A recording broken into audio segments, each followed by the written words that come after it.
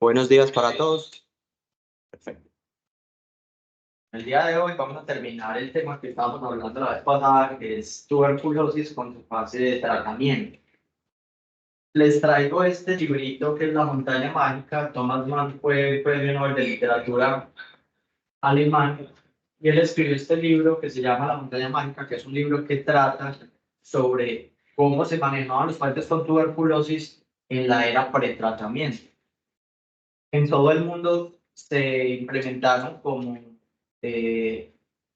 no eran hospitales, eran sanatorios, esa era la palabra que usaban, sanatorios que eran en las afueras de la ciudad y donde la gente iba a internarse durante mucho tiempo, porque como no había un tratamiento y la tuberculosis era algo crónico, iban allá a recibir baños de sol, iban allá a que los cuidaran las enfermeras, los médicos y estaban aislados, entonces casi que tener tuberculosis era una tendencia de muerte porque o te morías o quedabas recluido casi que permanentemente en estos sitios. Y dependiendo de tu nivel económico, pues tenías acceso a unos que eran más cachés, en baños termales, en las montañas, y otros que eran, pues, como los que había, por ejemplo, acá, que eran para leprosos y eso, pues, que era como muy fuerte. Y les traigo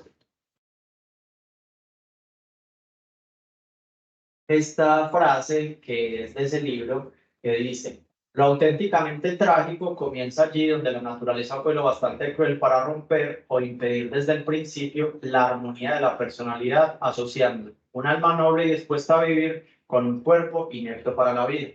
Porque básicamente la tuberculosis antes del tratamiento era eso, una enfermedad que te limitaba tu proyecto de vida y casi que te sentenciaba o a morir en estado deplorable o a estar recluido a alguno de estos centros, lejos de tu familia, lejos de todas tus cosas, pues que normalmente podías hacer. Ese es el contenido de la charla, que la idea es irlo resolviendo secuencialmente a medida que vamos revisando el tema.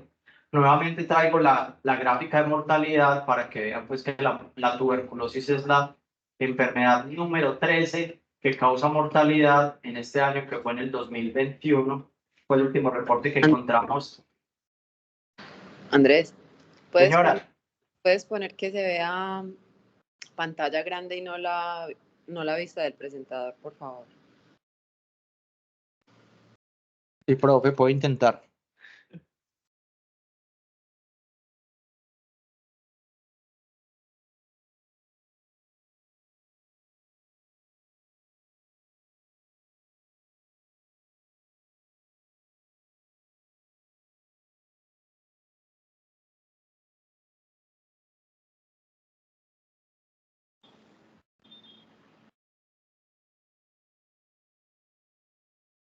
O sea, mira, porfa, si se ve así. Nada, sigue igual.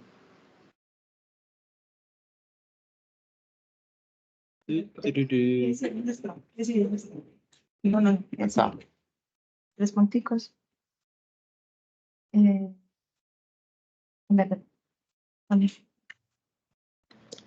Pantalla, no, cambiar la pantalla.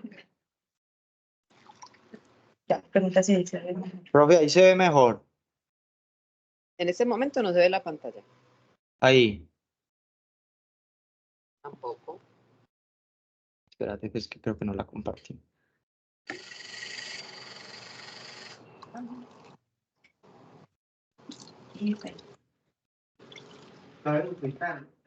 Ahí sí se ve.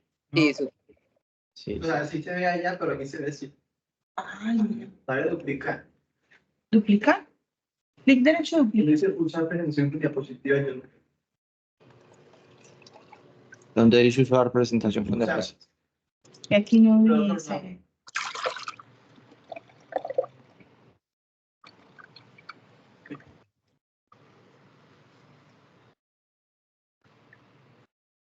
Sí. Ya, ahí sí. Sí se ve, Ahí se ve. profe, sí se ve.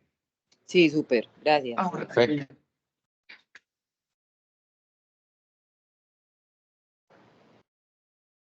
Sí.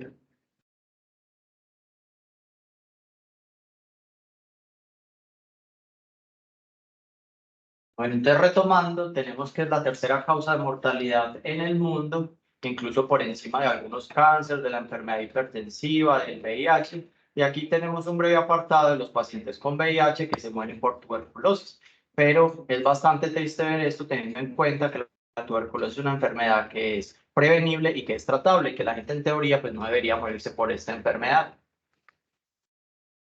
En Colombia, miren que es bastante triste porque en el 2021, que es el último reporte que tenemos, se murieron 1.097 personas en Colombia y 110 personas en Medellín que pudieron haberse prevenido. Es bastante triste en ese sentido.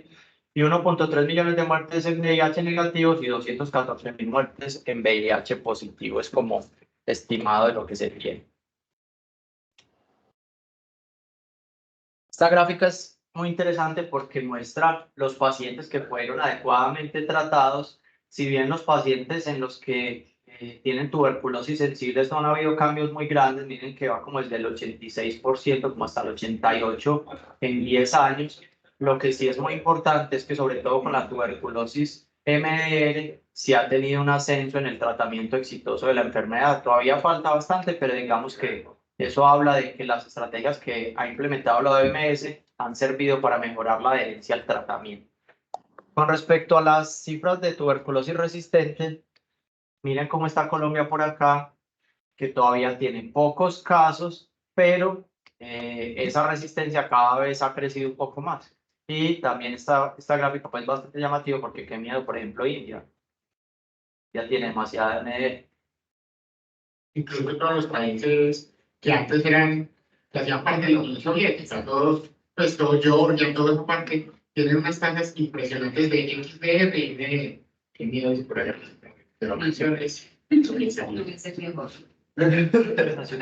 Si uno tiene VIH, no es buena opción irse con... No.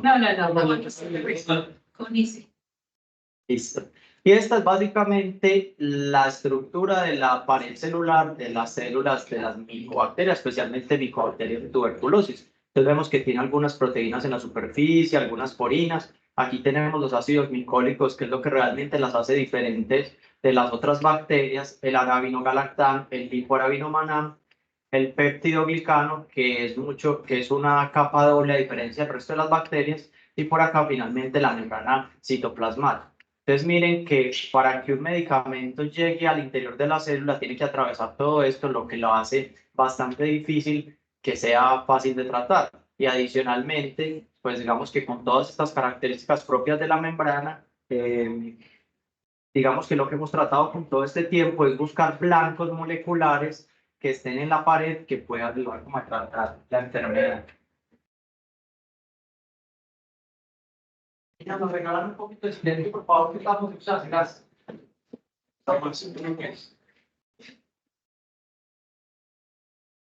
Y acá tenemos este apartado del New England del 2015 que hablan del tratamiento con los diferentes blancos moleculares. Los más importantes, como tenemos, por ejemplo, la rifampicina, que actúa sobre la RNA polimerasa, el etambutol, que actúa sobre el arabinogalactán, la piratinamida, que actúa sobre la acidificación de las células intracelulares, y por aquí tenemos la isoniazida, que actúa sobre los ácidos micólicos, y que vamos a ir viéndolo como a medida que vamos avanzando. Un dato curioso es que este artículo fue escrito por Dan Longwood, que no sé si lo recuerdan, que es el que actualmente el editor de Harris. Gran persona. Bueno.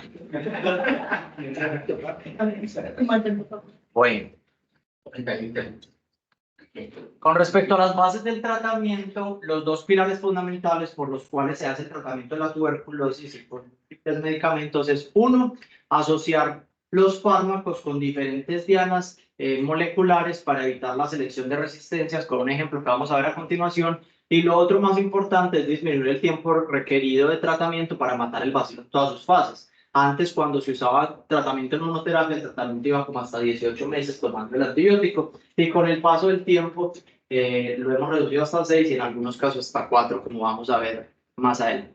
Entonces, esta es la gráfica de cómo actúan los medicamentos. por eso es que cuando a un paciente con tuberculosis se le inicia el tratamiento en el primer mes, que es esta fase de acá, el paciente se siente ya mejor, empieza a ganar peso, la debilidad, la fatiga, la fiebre mejoran y entonces el paciente se siente tentado a suspender el tratamiento porque cree que ya se resolvió la enfermedad, pero usted con la primera fase de tratamiento, eso sobre todo en el primer mes, usted empieza a matar la mayoría de los bacilos que están en replicación activa, pero sobre todo a partir del segundo mes, que es aproximadamente en esta, que usted termina de acabar con todos los bacilos en replicación activa, empiezan a quedar los que no están en fases de replicación activa, que son los en fase como quiescente. ¿Qué pasa con eso? Que si usted suspende el tratamiento acá, usted trata la enfermedad activa, pero los bacilos, primero, los que no eran resistentes, los que eran, perdón, resistentes, son la población que va creciendo y adicionalmente, estas que quedan en fase quiescente, una vez se suspende el antibiótico y se baja la respuesta inmune, vuelven y empiezan a replicarse y se generan las recaídas. Entonces, por eso es muy importante las dos fases de tratamiento. En la fase inicial, que es para tratar todas estas micobacterias en fase de replicación activa y las otras que están en fase no replicativa. Y esta es la teoría de por qué hay resistencia. Entonces, hay dos teorías. La primera es que usted tiene la resistencia por tuberculosis, se da por azar. A pesar de que tuberculosis es una bacteria que se replica lentamente, cada vez que hay una replicación tiene mutaciones aleatorias que pueden llevar a la resistencia de uno o más medicamentos. Entonces, por ejemplo, cuando usted usa tratamiento en monoterapia, usted acaba con todas las micobacterias que son sensibles a ese antibiótico, pero quedan las que son resistentes. Y con el paso del tiempo, estas son las que se van a replicar y la recaída va a ser por micobacterias que ya no les va a servir el antibiótico inicialmente usado. Y la segunda teoría es que recordemos toda la pared del granuloma, que es lo que habíamos mencionado en la charla pasada, que esa pared es tan densa que los antimicobacterianos no alcanzan a ingresar para tratar las micobacterias. Entonces, sí digamos que actúan algunas fases, pero no alcanza a liquidarlas todas y si no se continúa el tratamiento, esas micobacterias pues vuelven a proliferar y en cualquier momento en que se baja el sistema inmune se genera toda la enfermedad. Entonces actualmente el pilar del tratamiento es que hay que usar 4 fármacos, que lo que dice la literatura es que usted en teoría con 3 es suficiente. Si usted hace las pruebas iniciales de sensibilidad y usted es sensible a rifampicina y a isoniazida, usted podría suspender el etambutol. En nuestro medio, pues eso no tiene sentido porque usted el tratamiento con los 4 medicamentos los da en una sola tableta. Y para usted quitar el etambutol lo tendría que individualizar, es decir, tendría que darle isoniazida por aparte, la rifampicina por aparte y la piracinamida por aparte. Entonces nadie hace eso realmente, pero eso es lo que dicen las guías.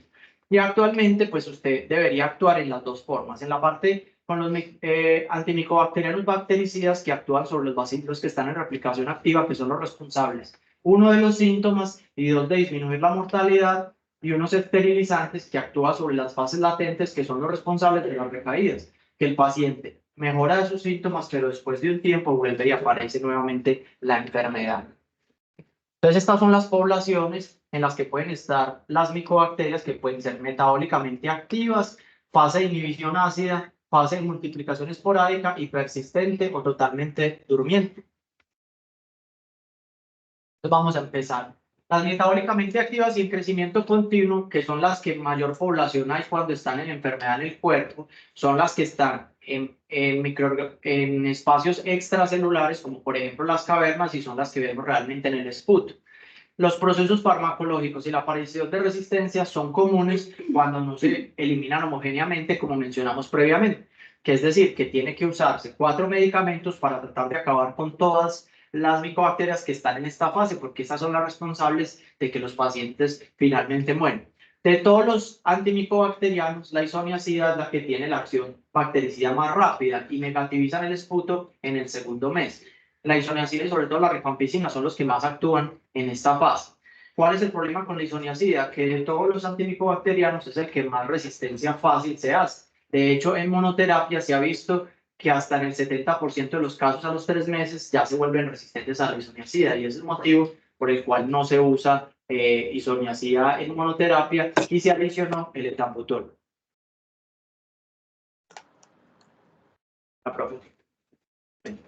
Los gérmenes en fase de inhibición ácida son las micobacterias que se encuentran dentro de las células de defensa, sobre todo dentro de los macrófagos y dentro de los monocitos. Que ese es un ambiente ácido con poco oxígeno y entonces ellas entran como en una fase ahí quiescente y básicamente, precisamente por las condiciones que hay dentro de los macrófagos, no todos los antimicobacterianos funcionan. De hecho, ese es el motivo por el cual se usa la piracinamida, que es donde más efecto tiene, porque ella incrementa la acidificación del medio y hace más difícil que se repliquen los bacilos dentro de las células inflamatorias. Y recordemos que estas poblaciones que se encuentran en esta fase son las causantes de las recaídas, tanto estas como las de multiplicación esporádica. Entonces, estas son las que están dentro de las células de defensa. Y estas son las que se encuentran en la caseificación. No sé si recuerdan las imágenes que hicimos previamente, que cuando se genera la infección, primero se genera una caseificación y después se genera una necrosis. Esa caseificación, lo característico es que ese caseo tiene un pH neutro. Entonces, las micobacterias lo que hacen es que empiezan a reproducirse intermitentemente. Y aproximadamente la misma población que hay dentro de las células inflamatorias, y aquí actúa la rifampicina. Y ella empieza su actividad esterilizante a los 15 a 20 minutos de iniciar el tratamiento farmacológico. Entonces, tanto los que están en fase ácida como en fase de multiplicación esporádica son los responsables de las recaídas bacteriológicas. Y desafortunadamente, la población que es persistente o totalmente durmiente, no tenemos ningún antimicobacteriano que actúe en esta forma, y lo que se hace es disminuir la carga de las micobacterias, tratar las otras formas y darle chance a que el sistema inmune del individuo actúe sobre estas formas. Ese es como el plan. Y se cree que en los pacientes, por ejemplo, que adquieren una inmunosupresión, VIH o tratamientos inmunosupresores, es la causa por la cual ellos presentan la enfermedad, porque se reactivan estas poblaciones y son las que generan la reactivación de la enfermedad. Entonces ya tenemos que esta es toda la actividad metabólica. La rifampicina y la suniacida actúan sobre estas dos, la piracinamida sobre los que están dentro de las células inflamatorias, y los bacilos durmientes, pues desafortunadamente no tenemos claro cuál antifímico nos sirve. Y debido a las tasas de resistencia inicial a la isoniazida que cada vez van más en aumento, se decidió añadir un cuarto medicamento que es el etambutol, que básicamente se utiliza para proteger la isoniazida, porque estos tres medicamentos son bactericidas y el etambutol es el único que es bacteriostático. Pero, como ya mencionamos, si usted tiene sensibilidad comprobada a estos dos medicamentos, usted no tendría necesidad de iniciarlo, pero digamos que en la práctica no es adecuado hacerlo. De hecho, pues en las guías de la INSA en Estados Unidos y los el etambutol, incluso por esa justificación que tú nos das, no es hacerlo aquí, es imposible. Están conjugados, La herencia pues uno no la va a comprometer solamente por y la micacina, pues no la micacina o la streptomicina que ponía. Bueno, qué pena ahí tranquilo, bro. decimos un random. No, esa es la idea, que podamos conversar contigo. Entonces vean cómo eran los sanatorios, así eran. Usted iba y entonces lo ponían en baños termales o a los baños de sol, en áreas que eran muy ventiladas. Y esto fue sobre todo como hasta mitad del siglo pasado, antes de que se empezara a hablar de los primeros medicamentos antifímicos. Y usted quedaba reducido a vivir en uno de estos sanatorios, aunque como la tuberculosis, las tuberculosis se curan solas, pues algunos pacientes se aliviaban con la terapia que hacían y se les daba de alta. Pero miren cómo esto era la vida de estos pacientes, todo el tiempo estar allá metidos. Y esta es la historia del tratamiento farmacológico de la tuberculosis. Entonces, en 1946 se empezó a hablar de la adición de streptomicina al reposo en cama. En esa época lo único que se hacía era el reposo en cama. Y se demostró que los pacientes tenían una tasa de mejoría más rápida, pero que hacían más resistente. Y después de que de la streptomicina se empezó a hablar del PAS, que es el ácido paraaminosalicílico, que es el otro medicamento que se tenía disponible y que se empezó a usar en combinación, y se demostró que usar los combinados disminuía las tasas de resistencia. Fue a partir de la mitad del siglo pasado que se empezó a hablar de la isoniazida, que la isoniazida fue el que cambió el primer paradigma de la tuberculosis, porque los pacientes sí se curaban de la enfermedad. Eran tratamientos que eran muy prolongados, pero que se curaban de la enfermedad. Entonces, a partir de esta época fue que se empezaron a buscar regímenes que hacían referencia a tratar de disminuir ese tiempo, porque es que 18 meses con tratamiento antibiótico, eso era muy poco tolerado y pues era difícil mantener una adherencia. En el 59 se probó que el tratamiento en casa era igual de efectivo que en estos sitios y sanatorios, y en 1960 se implementó la estrategia de la supervisión directa, que es lo que se hace actualmente. En el 70 se empezó a usar la rifampicina y la piracinamida, que redujo las recaídas, y fue solamente hasta la década de los 70 que se redujo el tiempo de tratamiento, porque cuando se vio que se adicionaba la isoniazida, la rifampicina y la piracinamida, se lograba las tasas de curación completas y poco riesgo de recaídas a los 6 meses. Y en 1976 se describió la actividad esterilizante de la piracinamida, como ya vimos, en 2 meses, y de la rifampicina en la continuación en los 4 meses posteriormente. Entonces, como generalidades del tratamiento, la rifampicina afecta en VIH, la rifampicina afecta la sensibilidad de los inhibidores de proteasa y los inhibidores de transcriptasa inversa no nucleósidos, y puede hacer que haya una absorción inadecuada de los fármacos. Cuando yo veo cavernas, los que más acción tienen la isoniazida, la rifampicina y el etambutol, en el ambiente ácido, en el interior de los macrófagos, la única que actúa es la piracinamida, y ya mencionamos cuáles eran bactericidas y cuáles eran bacteriostáticas. Entonces vamos a empezar con cada uno de ellos. La isoniazida, que este es pues un nombre de la molécula original, ya vimos cuándo fue sintetizado, y su mecanismo de acción es que inhibe la síntesis del ácido micólico, y también se cree que puede llegar a inhibir la enzima catalasa peroxidasa, que es codificada por el gen KG. Cuando hay mutaciones de este gen, es que se habla de que hay resistencia a la rifampicina, y este gen se mide mucho en las pruebas de biología molecular para determinar la posible resistencia a la rifampicina. Miren que en 2016 la resistencia es bastante alta en Estados Unidos, A la del 8.5. isoniazida. ¿Aló? A la isoniazida. Que has Sí, a la dicho que isoniazida. dos genes de resistencia a la rifampicina, a la No, isoniazida. esa es la isoniazida propia. Muchas gracias. Y el 11% de los nacidos fuera de Estados Unidos. Lo que les contaba, en monoterapia a los 3 meses el 70% son resistentes. Y 1 de cada 10 a las 6 patógenos de las poblaciones bacilares no tratadas va a ser resistentes a este medicamento. Y ese es el motivo por el cual se utilizan los otros medicamentos concomitantemente. Y esto pues que es el otro gen que no es tan frecuente la aparición de resistencia, el que más se asocia al CAG, pero el INA es el otro gen responsable de la resistencia a la isoniazida. Con respecto a su farmacología, se absorbe bien tanto por vía oral como por intramuscular, se distribuye por todo el cuerpo. Digamos que donde más el sitio que menos llega es el líquido cefalorraquídeo, pero que es muy similar a lo que pasa con los otros antibióticos, que es cuando las meninges están inflamadas, pues pasa alrededor del 20%, pero digamos que de los 4 medicamentos es el que menos acción tiene a nivel del sistema nervioso central. Se cree que el pH ácido o con vitamina C disminuye la absorción de la isoniazida, y es el motivo por el cual uno le dice a los pacientes que se deberían tomar los medicamentos en ayunas, idealmente 30 minutos antes de comer, sobre todo por la isoniazida, porque los otros no se ven tan afectados por eso. Y el otro problema que tiene la isoniazida es lo de los acetiladores rápidos o lentos, que dependiendo pues de eso cambia, eso es como muy aleatorio dependiendo de la población, pero eso hace que varíe el metabolismo de este medicamento, que pueda ser o más tóxico o más inefectivo. Las reacciones adversas medicamentosas, las más importantes, las hepatitis, la afectación de las transaminasas. Los pacientes que tienen más factores de riesgo son los ancianos, alcohólicos, los que tienen hepatopatía, las mujeres embarazadas, hepatotropos, y los que están concomitantemente con medicamentos que son hepatotóxicos. Entonces, lo idealmente es que usted, antes de iniciar el tratamiento, pues haga un cribado para todas estas patologías para determinar si el paciente va a tener más o menos riesgo.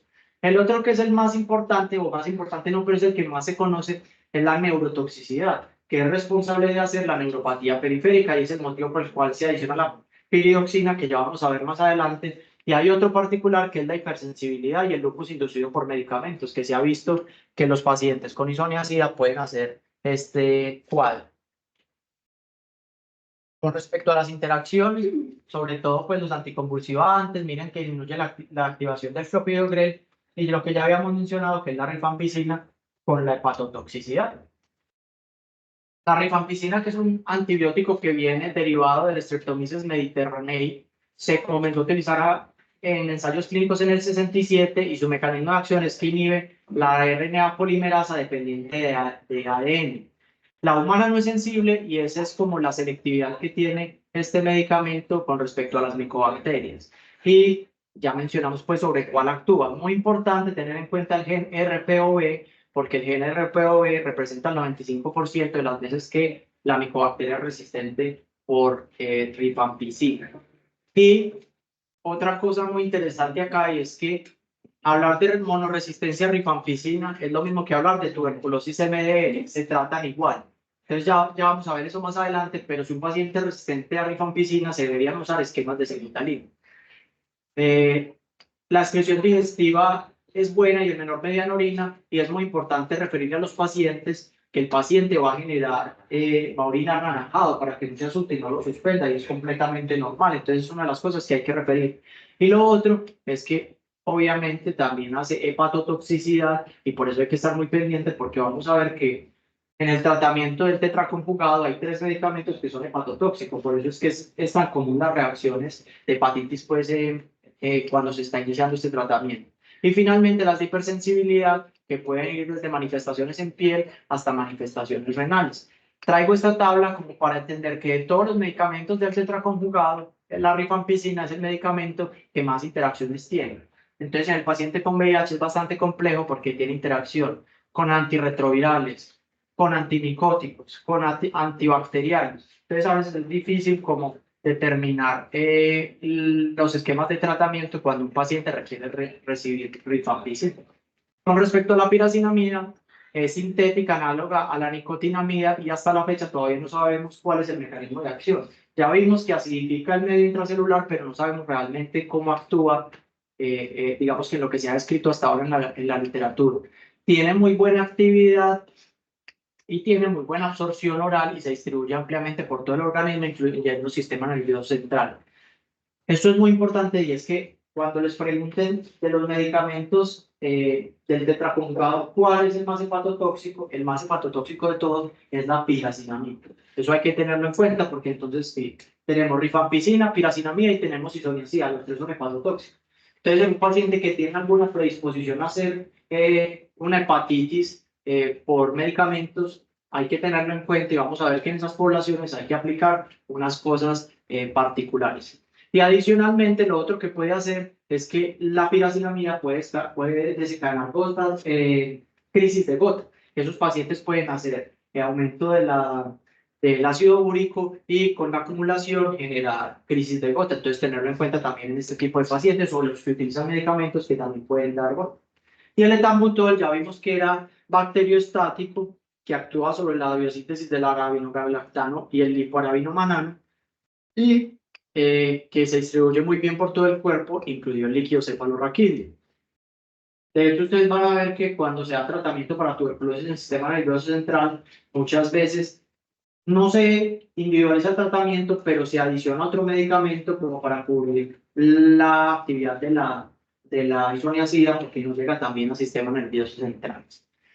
Entonces, el efecto adverso más frecuente del etambutol es la neuropatía, sobre todo neuropatía óptica, y esta es la indicación por la cual en los niños, en teoría, se decide evitar el etambutol, porque ellos, a diferencia de los adultos, de las personas normales, no presentan los síntomas que pueden presentar eso. Entonces los niños no se dan cuenta que tienen neuropatía óptica y se quedan ciegos porque nunca nos damos cuenta. ¿Qué es lo más común? Se empieza a ver visión borrosa bilateral, y lo que primero se afecta es la percepción del verde y al rojo. Entonces esos pacientes son incapaces de diferenciar estos dos colores, y uno debería hacer un cribado cuando los pacientes están con HRZE para determinar la toxicidad por el etambutol. Entonces, ¿cuáles son los esquemas de tratamiento que tenemos disponibles a la fecha? Pues actualmente este es como el que nos presenta la guía colombiana, y es como el más aceptado por la OMS, que son 2 fases. Una fase de inducción y una fase de mantenimiento, que es por 2 meses y 4 meses. Que esto es muy pregunta de infectólogo. ¿Cuántas dosis son? Entonces son 56 dosis y 112 dosis. Y en la fase de inducción debería ser por los 4 medicamentos, que aquí falta el etambutol, pues, pero idealmente si hay sensibilidad con que tenga estos 3 es suficiente, y en la fase de mantenimiento después con isoniazida y rifampicina. Y hay unas excepciones que es, en el paciente con VIH sin terapia antirretroviral, con tuberculosis meningia y con tuberculosis ósea, uno podría aumentar las dosis hasta 196 dosis, que realmente no sé cuánto tiempo es porque yo no lo he embarazado, entonces no sé cuántas semanas son. No, pero es que pues, en principio las embarazadas se tratan igual. El punto es si tiene algunas complicaciones, como tú estás diciendo, de meningia, o tiene pues normalmente las sociovertebrales. Que son las- Pero ¿cuántos son 196 dosis en meses?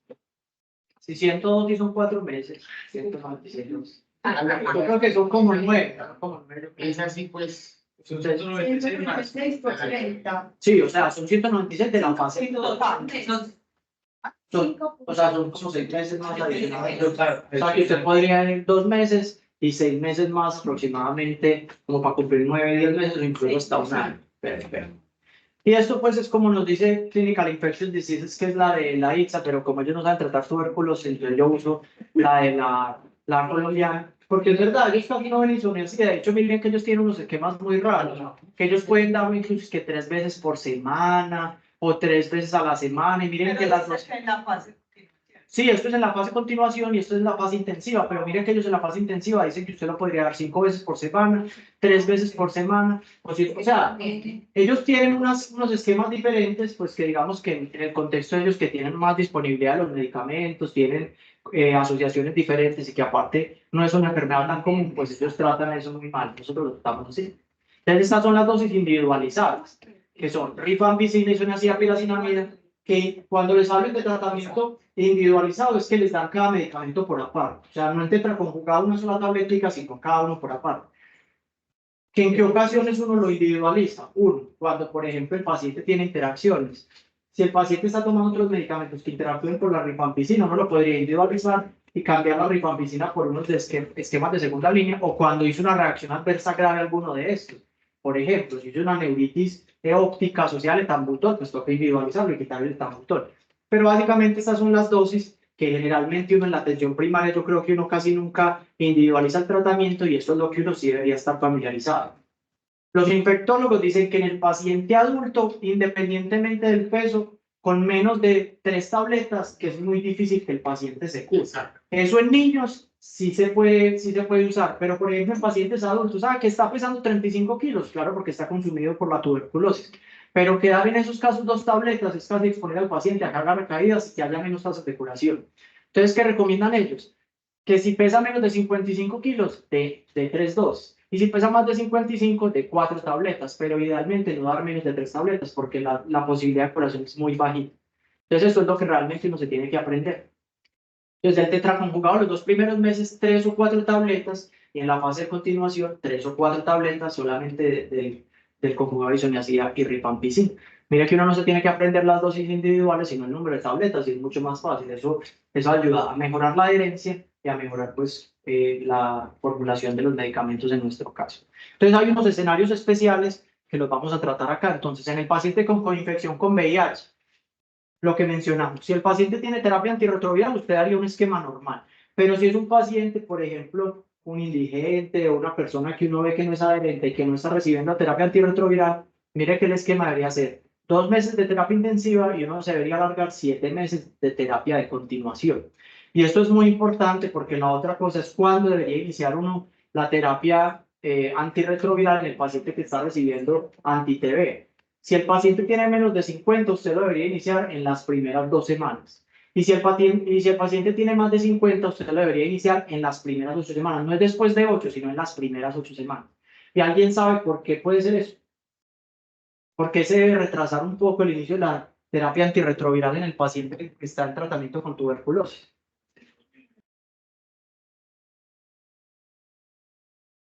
Casi, pero sí. Si no es antirretroviral, es inmune. El iris. Sí, de hecho el mes pasado alguien hizo una charla muy interesante sobre eso, se la recomiendo si algún día, pues, perfecto. Y con respecto a la enfermedad hepática, muy buena, qué así. Bueno, entonces con respecto a la enfermedad hepática, como ya vimos, hay 3 medicamentos con son hepatotóxicos. Las guías recomiendan usted usarlos dependiendo de la etapa del child en el que esté el paciente, si tiene una enfermedad hepática de base. Entonces, si es un child A, usted debería usar solamente 2 hepatotóxicos, de suspender la piracinamida, que es el más hepatotóxico, iniciar rifampicina, isoniazida y el etambutol, y el tratamiento debería ser por 9 meses. Si es un child B, solamente uno, que si ustedes les preguntan, que se preguntan mucho, ¿cuál es el medicamento más importante en la terapia anti-TB? La rifampicina. Y de hecho, todas las estrategias de tratamiento van encaminadas hacia cuidar la rifampicina, que fue la que permitió hacer el tratamiento corto y adicionalmente es el más efectivo de los 4. Entonces, si es child B, rifampicina y usar pues de esquemas de segunda línea y dejarlo por 1 año. Y si es child C, definitivamente no podemos usar ninguno y ya usar esquemas de segunda línea. El etambutol no tiene ninguna interacción a nivel hepático, entonces es de todos el más seguro en este sentido y no hay ninguna indicación pues de suspender. Y miren que el tratamiento en estos casos es como se trataba antes, 18 meses. Con respecto a la insuficiencia renal, tasas de filtración mayores de 30 no requiere ajuste de dosis. Si es menor de 30, la piracinamida y el etambutol se debería dar 48 horas, pues que es difícil, generalmente eso no lo hacemos. Y si está en diálisis, el medicamento se debería dar después de la sesión. Eso es como las consideraciones que hacen en la guía.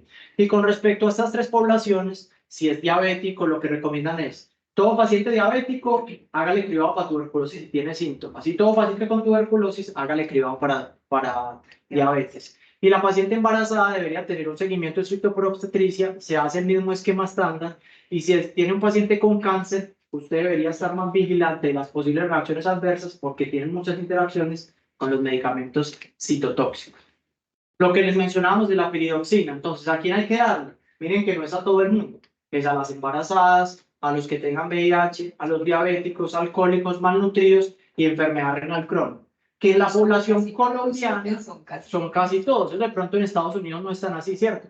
Pero para nosotros hay que darle a todos, ese es el motivo por el cual usted cuando hay isoniazida le adiciona piridoxina, que le da en esta dosis.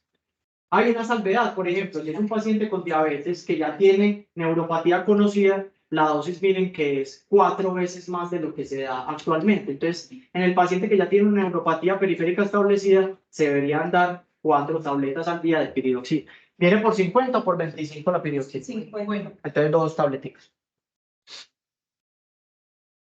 Listo. Y con los efectos adversos, ¿cuándo se debería suspender la terapia anti-TB en el paciente que empieza a hacer manifestaciones de hepatotoxicidad? Entonces, ¿cuál es uno de los que uno debería estar más pendiente? Mayores de 60 años, algún hepatotropo, cuando hay otros hepatotóxicos aparte de la terapia anti-TB en el alcohólico y en el malnutrido. Entonces, ¿cuándo sí o sí hay que suspender? Cuando hay aumento de las transaminasas, más de 3 veces el límite superior y el paciente tiene síntomas. ¿Qué síntomas? Náuseas, vómito, dolor abdominal, esos son como los más importantes sobre todo, o si el paciente no tiene ningún síntoma, pero hay una elevación de más de 5 veces el valor, el límite superior normal, o si las bilirrubinas se aumentan más de 2 miligramos por decilitro. Y este es el esquema que ellos nos dicen como, bueno, usted lo suspendió, si el paciente no se toma el tratamiento para la tuberculosis se va a morir, entonces usted tiene que tratar la tuberculosis. Entonces, ¿cómo proponen ellos que debería hacer uno la reintroducción del tratamiento? Entonces, en ese caso, usted lo debería individualizar e irlo iniciando del menos hepatotóxico al más hepatotóxico. Y adicionalmente, hay 2 formas de hacerlo. La primera es, usted puede iniciar el etambutol durante todo el tiempo, que ya vimos que no tenía ningún efecto sobre el hígado. Y podría iniciar la rifampicina inicialmente, que usted la puede iniciar a dosis plena o irla iniciando secuencialmente. Entonces, el día 1 puede empezar rifampicina a dosis plena o empezar a iniciar secuencialmente. Y en el día 3, la isoniazida y en el día 5, la piracinamida e ir bien. Si después de que usted inició este tratamiento, y por ejemplo aquí no hay elevación de las transaminadas, pero con la piracinamida empezó a elevar transaminadas, entonces suspenda la piracinamida y empiece nuevamente a montarlo solamente con estos 2. Y déle chance a que se desinflame el hígado antes de usted usar el tercer esquema. Pero si definitivamente no logramos bajar las transaminasas con el tratamiento inicial, pues usted debería derivarlo donde un especialista para mirar si usamos medicamentos de segunda línea. Y los efectos por hipersensibilidad, pues Generalmente la prevalencia de las lesiones exantemáticas son del 5% y lo que se ve es que ocurre 2 a 3 horas después de la ingesta. ¿Cuándo sí o sí hay que suspenderlo? Cuando hay fiebre y eosinofilia, porque esto nos puede estar hablando de que el paciente tenga un DRES, cuando hay un exantema extenso o cuando se presentan pues algunos de los síndromes por hipersensibilidad graves. ¿Cómo se hace el seguimiento? Entonces, a los 2 meses usted debería hacer una vaciloscopia. Si esa vaciloscopia le da positiva, usted debería hacer un cultivo. ¿Por qué? Porque si el cultivo le da positivo, usted tendría que mirar las pruebas de sensibilidad para ver si es que la micobacteria que usted estaba tratando era resistente y debe prolongar la fase activa. Si el cultivo le da negativo, lo que usted probablemente estaba viendo en la vaciloscopia eran las micobacterias muertas y pues no tiene que hacer nada más. Y finalmente, cuando usted tenga la vaciloscopia negativa o el cultivo negativo, usted puede pasar a segunda fase. Eso es como lo que recomiendan las guías. Y unas como acotaciones breves con respecto a los patrones de resistencia, porque uno muchas veces le preguntan esto y no sabe cómo definirlo, y es monoresistencia a cualquier antituberculoso, uno solo. Polirresistencia cuando tiene resistencia a más de un anti-TB y uno de esos es o isoniazida o rifampicina, pero no los dos al tiempo.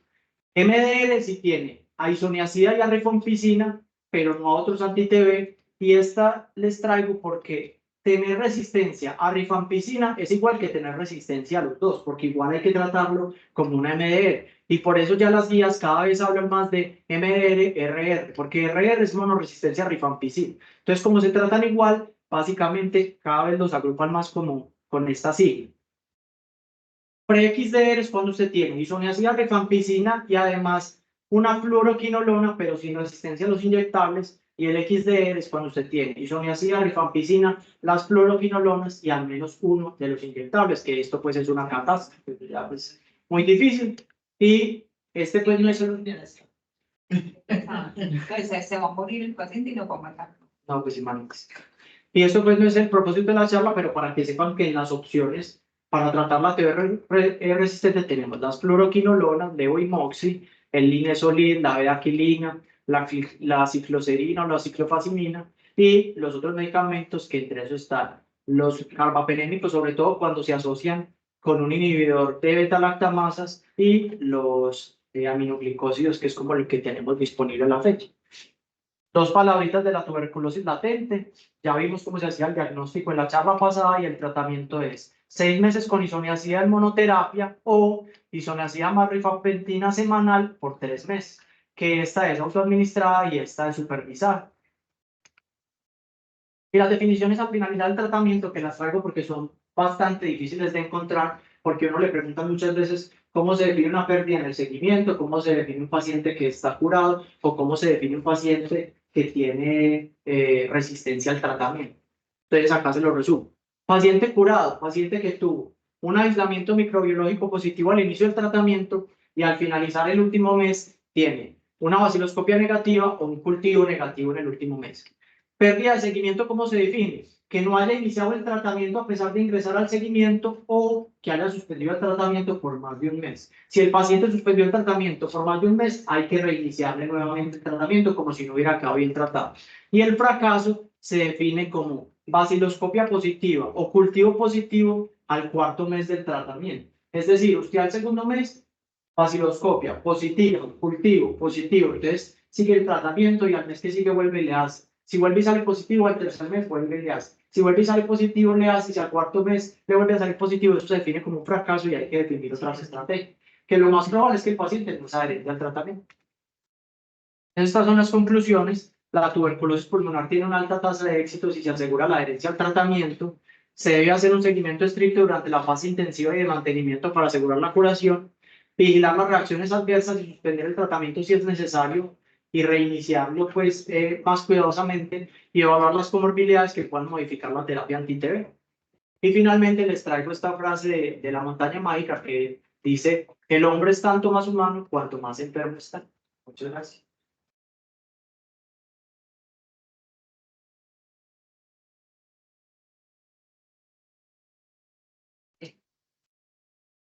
¿Qué dudas tienen?